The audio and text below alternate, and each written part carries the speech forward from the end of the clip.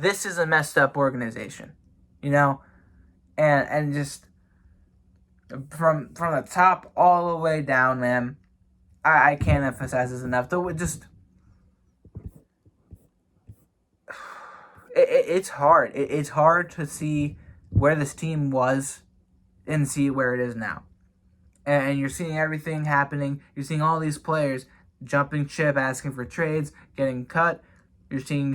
You saw what happened with Doug and Wentz, how that relationship just completely dissolved, and how despite their best efforts with getting Nick Sirianni, who probably right now is not the best head coach for this job, all to please a guy that ended up getting traded anyway. Like, where are the priorities here in Philadelphia? What does this team want? Do they not want to win? Like, what is the end goal right now with the way that things have shaped up after the past 3 years? And I go back to Howie Roseman, because Howie Roseman needs to go. And I don't know why it hasn't happened yet. I don't know why we just can't get rid of him. We just cannot get rid of him. We just have this love-hate relationship with him as a fan, as fan bases, because he brought the whole roster that won us the Super Bowl, yes. But what has he done outside of that? Before Chip Kelly kicked him out the door and became GM, and after the Super Bowl, he's done nothing. Legitimately nothing. And he's the sole perpetrator in all of this controversy between Wentz and Foles, Wentz and Hurts. I mean, you drafted the dude in the second round when you shouldn't have drafted him, because you probably could have picked him up in the third or fourth round, but you picked him in the second round. And again, not going to knock on Hurts. You know how I feel about Hurts right now compared to Wentz, and clearly where we're at now. But, my God, you're the guy that gave Carson Wentz this contract. You financially married the man for 4 years. And instead of trying to get him just a little bit more help, no matter how poorly he would have played with whatever you got him, outside of Jalen Reagor and J.J. Arcega-Whiteside, you drafted a quarterback in the second round when you could have drafted a high-talented linebacker or another wide receiver or an offensive lineman or something that could have benefited the team in 2020 when we needed it the most. And now here we are. Because, again, it wasn't like in 2020, like, we were out of all the games that we lost. We lost 11 games. You look at a majority of them outside of what? The second game against the Cowboys. The Steelers game, despite being in that, they kind of took it away in the fourth quarter. There were so many games where we were in it till the very end. You know, that we weren't down. We were down at least 10 or less, right? I mean, there are some games where we had leads and we ended up blowing those leads. The Washington football team game, week 1. And week 17. We were ahead by 4 points and then down. We were ahead by 3 and then down by 4 going into the fourth quarter when we put in Nate Sudfeld for God knows what reason. And that's on Doug. But still, there are so many issues. And Howie Roseman is just like in the center of it all. You know? He's right there. Just the puppeteer just messing with everything just to save his skin. It's ridiculous at this point. And Jeffrey Lurie, I guess he just doesn't see that. He doesn't see it. He doesn't care. I don't know. But and now we're past the Carson Wentz trade. It's all about the draft. The draft, you know? Getting these players out the door, like I talked about earlier. Getting people like Alshon out of here, Jackson out of here, and Malik Jackson and all the other guys, you know? Like, people, we need to get under the cap. That's the biggest thing that the Eagles are going to be focusing on. You're going to see a lot more restructurings. You're going to see a lot more releases. You're going to see a Zach Ertz trade. You're going to see a bunch of things that are going to save the Eagles some money in the short term. But in the long term, we're still going to be fucked. We're still going to be fucked. Especially if Howie Roseman is still pulling the strings. That's just how it's going to be. This is what we call a dysfunctional organization. a team, an organization that has many other priorities that do not involve winning. Not right now. Not right now, and it's a shame. It's a shame because we had something special in 2017, and we completely shit the bed after that. Okay, we just destroyed every bit of that special thing that happened on February 4th, 2018. You know, just everything that happened there. It's just been downhill, and of course, things could have been different had Alshon not have dropped that pass. Things could have been different if Carson hadn't torn his ACL against the Rams on December 10th, 2017. A lot of things could have been different if those little things didn't happen. But guess what? They happened.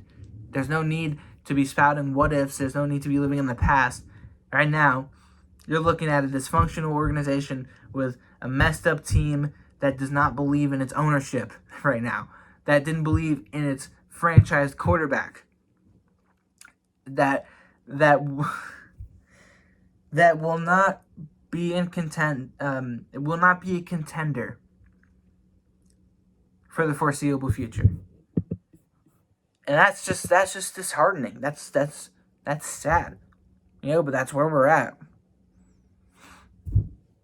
And I don't know if it'll ever get better because you still got the main man, Howie Roseman, to screw things up. You got people continuing to say it. One leak source says Howie Roseman is the sole problem in Philadelphia. Like, are you surprised? Howie Roseman is the new big bad in Philadelphia, at least for now. He's always been the big bad. Like, what is this? Carson Wentz is easy to blame, but Howie Roseman is the one constant in the Eagles' dysfunction. David Murphy, literally perfect wording on it. Like, I don't disagree with Carson Wentz getting traded. I understand firing Doug Peterson. But keeping around Howie Roseman does not make sense and continues to feed into the dysfunction that this is, the Philadelphia Eagles. And moving into 2021 with Jalen Hurts, how will this team fare moving forward, especially with Howie Roseman still at the helm of everything? The only thing that I know is that the draft is going to give us a very clear indication. A very clear indication, because you saw the way last year went. Round 2 of last year, that was the biggest red flag of all red flags. And of course now we're looking at it like, thank God that we have somebody after the Carson Wentz debacle, but it's just like, I don't have any faith in the front office, especially with Howie Roseman there. I don't know, man. I do not know. I do not know. I'm going to end it here, folks. I just can't. I appreciate people who listen to the podcast. If you're tuning in and watching this little clip on YouTube that's going up, links will be in the description so you can listen to this full podcast. It's been a 25-minute rant of the dysfunctional Philadelphia franchise right now, where we're at.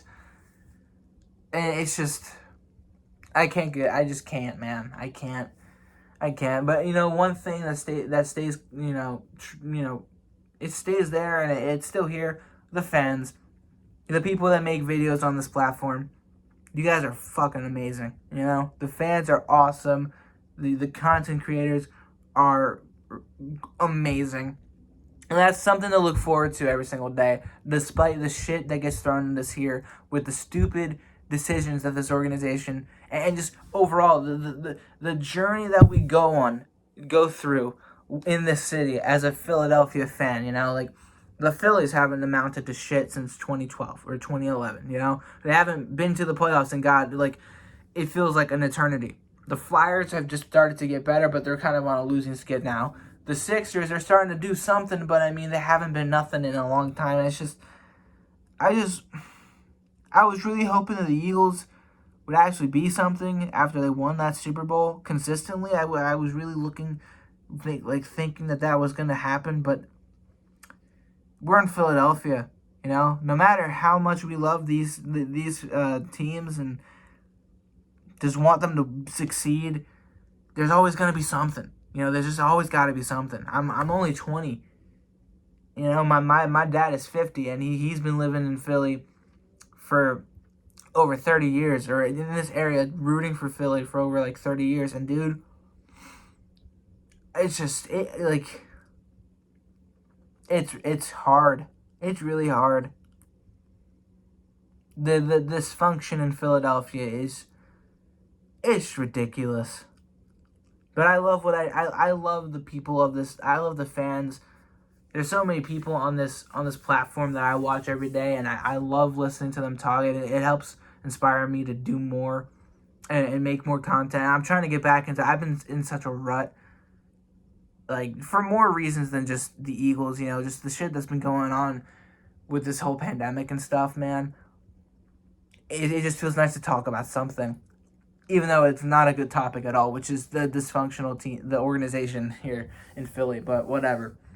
Okay, I'm gonna I'm gonna end the rant here. Again, links in the description for this full podcast. I'm trying to do more of them because I love doing it, and it's so much fun. It's so much fun. Leave your comments, subscribe if you are new and you want to talk Eagles and Philly sports for that matter. Just leave it in the comments, subscribe, all that good stuff, and I'll see you on the next one. I'll talk to you guys later. Enjoy the rest of your day, folks.